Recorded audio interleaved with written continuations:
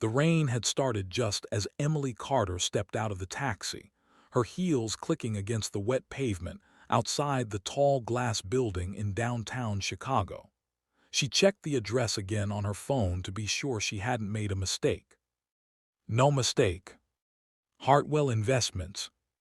She pulled her coat tighter and walked into the lobby, the warm air fogging her glasses for a moment.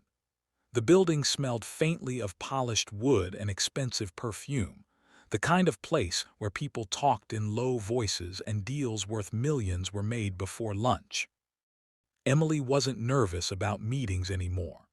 After 5 years of building her small marketing firm from a laptop in her apartment to a respectable agency with 12 employees, she had learned how to sit across from powerful people and sell her ideas. Still, something about this meeting felt strange. The invitation had come suddenly the night before. A direct email from the CEO's office asking her to present a proposal personally. It was unusual for someone at that level to reach out directly to a small agency like hers. But unusual opportunities were how businesses grew. At the front desk, the receptionist smiled politely. "Good morning, name." "Emily Carter, I have a 10 o'clock meeting." The woman typed quickly, then nodded. "Mr. Hartwell is expecting you, 32nd floor." Emily blinked. Mr. Hartwell himself. She had assumed she'd be meeting with some marketing executive, not the head of the entire company. The elevator ride felt longer than it should have. When the doors opened, a quiet assistant greeted her and led her through a corridor lined with glass walls and city views that seemed to stretch forever. Finally, they stopped at a large office. "Mr. Hartwell will be with you in just a moment," the assistant said. Emily sat at the conference table and opened her laptop, trying to calm the strange flutter in her chest. It was just a meeting. Just business. Nothing more. The door opened behind her. "Ms. Carter." The voice was warm, calm, familiar in a way she couldn't immediately place. Emily turned and froze. The man standing there was tall, dressed in a perfectly tailored dark suit. His hair was slightly streaked with silver, and his posture carried the quiet confidence of someone used to running entire companies. But that wasn't what stopped her. It was his smile. That same crooked smile she hadn't seen in 12 years. Her breath caught. "Daniel." For a moment, neither of them moved. Then he chuckled softly. "I wondered how long it would take you to recognize me."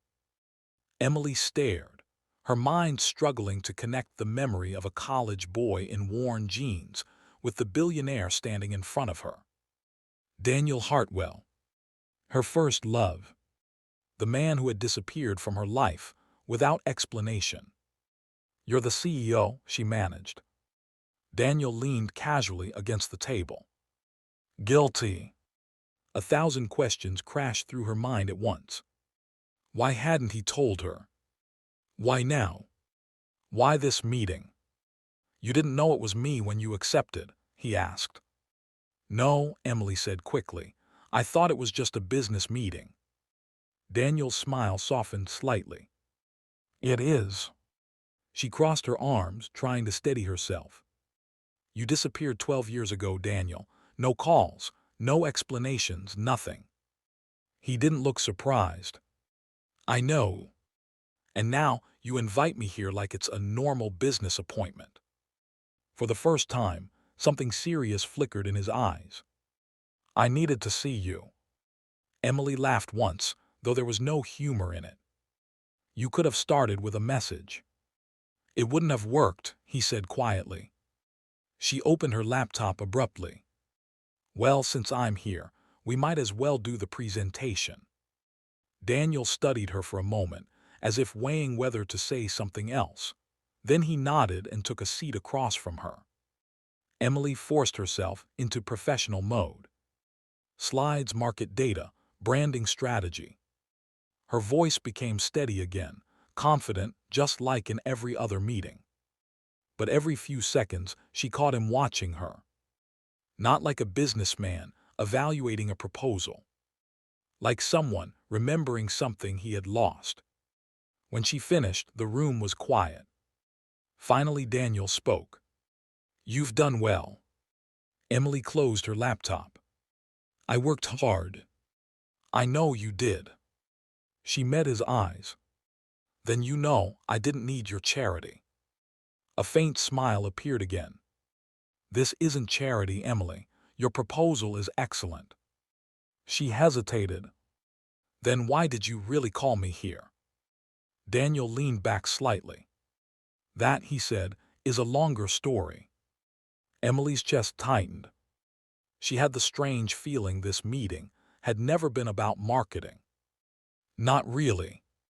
And the look in Daniel's eyes confirmed it. Something from their past had followed them into this room. Something neither of them had finished. Emily leaned back in her chair, arms folded. "All right," she said. "You have my attention. What's the real reason I'm here?" Daniel studied her carefully, as if measuring how much time had changed her. In truth, it hadn't changed the things he remembered most. The sharp intelligence in her eyes, the stubborn set of her jaw, the quiet strength that had first drawn him to her years ago. "You remember the night before I left," he said. Emily's expression hardened instantly. "How could I forget?" The memory hit her like a sudden storm. A small apartment, half-packed boxes, Daniel packing the floor like a man carrying too much weight. And then the next morning he was gone. No goodbye. No explanation. Just silence. "You said you needed time," she said coldly. "Then you disappeared for 12 years. Daniel exhaled slowly. "My father was dying." Emily blinked. "What?" "He had cancer, late stage. I found out 3 days before I left." Her anger faltered slightly. "I didn't know that." "No one did. My father made sure of it." Daniel's voice lowered. He was the founder of Hartwell Investments. To the world he was untouchable, powerful. But when the doctors told him he had less than a year, everything changed. Emily listened, confusion replacing some of her anger. "He called me home," Daniel continued. "Said the company needed me immediately." "You could have told me that," Emily said quietly. Daniel shook his head. He didn't want anyone outside the family to know he was sick. He thought it would weaken the company. Investors panic when leaders look vulnerable. Emily frowned. "So you chose your father's company over me?" "It wasn't that simple." "It feels pretty simple." Daniel looked at her with a strange mixture of regret and patience. "My father also gave me an ultimatum." She raised an eyebrow. "What kind of ultimatum?" "If I wanted to inherit the company, I had to cut ties with everything that distracted me from it." Emily felt a cold knot form in her stomach. "Everything?" "Yes. And I was a distraction." Daniel didn't answer immediately. Instead, he said softly, "You were the only thing that could make me walk away from it." The words hung in the air. Emily's chest tightened despite herself. "So you walked away from me instead," she said. "I thought I was protecting you." That made her laugh bitterly. "Protecting me from what?" "Loving you." "From the world I was about to enter," Daniel said quietly. "My father's business wasn't gentle, it was brutal. Lawsuits, hostile takeovers, pressure from investors. I was 25 and suddenly responsible for thousands of employees." Emily looked away toward the window, the city stretching far below. "You still could have said goodbye." "I tried." Her head snapped back toward him. "What?" "The night before I left," Daniel said, "I wrote you a letter." Emily frowned. "I never got any letter." Daniel's expression changed slightly. "I figured that out a few years later." "What do you mean?" "My father intercepted it. Silence filled the room. Emily stared at him, trying to process what she just heard. He what? He believed emotional ties would weaken my decisions, Daniel said calmly. So he made sure the letter never reached you. Emily felt her anger shifting again, but now it was aimed somewhere else. That's insane. Daniel gave a small shrug. He built a billion-dollar company by controlling everything, even me. And you just accepted that. At the time, I thought I had to. Emily studied him. You don't sound like the kind of man who gets controlled anymore. A faint smile returned. No, I learned eventually. She hesitated before asking the question that had been sitting in her chest since she walked into the room. So why now? Daniel leaned forward slightly. Because 3 months ago, I was cleaning out my father's old study. And I found the letter. Emily's breath caught. You still have it. Daniel reached into his desk drawer and pulled out a folded envelope, worn with time. He slid it across the table. I never stopped meaning for you to read it. Emily stared at the envelope. Her name was written across the front, in handwriting she knew instantly. Her fingers hesitated before picking it up. 12 years of unanswered questions sat inside that paper. Why invite me here? She asked quietly. Daniel's voice softened. Because I wanted to see your face when you read it. Emily swallowed. Her heart was beating much faster now. What if it doesn't change anything? Daniel looked at her with that same familiar smile. Then at least we'll finally know the truth. Emily held the letter for a long moment before opening it. Her hands were steadier than she expected, but her heart felt like it had traveled back 12 years. The paper inside was slightly yellowed with time. Daniel watched silently as she began to read. The first line made her chest tighten immediately. Emily, if you're reading this, it means I found the courage to give you this letter instead of pretending I'm strong enough to leave without saying goodbye. Her eyes moved quickly across the page. Daniel had written about the call from his father, about the diagnosis, about the pressure to return home and take over the company before everything collapsed. Then came the part that made her stop breathing for a moment. If I stay with you, I will choose you over the company. I know that already. And if I do that, thousands of people who work for my father will lose their jobs when the business falls apart. Emily swallowed hard and kept reading. But if I leave you, I lose the one person who made my life feel real. Her eyes blurred slightly. Across the table, Daniel remained silent. I don't know what the right choice is. I only know that if I walk away tonight, it won't be because I stopped loving you. The last line was written more slowly than the others. If fate is kinder to us than life has been, maybe one day we'll meet again. Emily lowered the letter slowly. The room felt different now. 12 years of anger had quietly shifted into something else. Not forgiveness yet, but understanding. You really thought you were doing the right thing, she said softly. Daniel nodded. I thought sacrificing my happiness would solve everything. And did it? He smiled faintly. I built one of the largest investment companies in the country. That's not what I asked. His smile faded. No.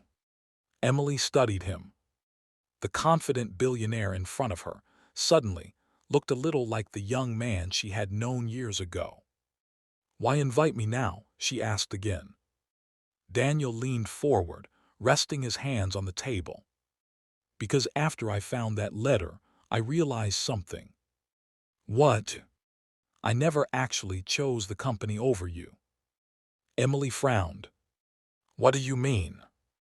My father chose, Daniel said. He took away the chance for you to decide whether I was worth waiting for. Emily looked down at the letter again. 12 years. A life she had built without him. Waiting might not have been the answer anyway, she said quietly. I know.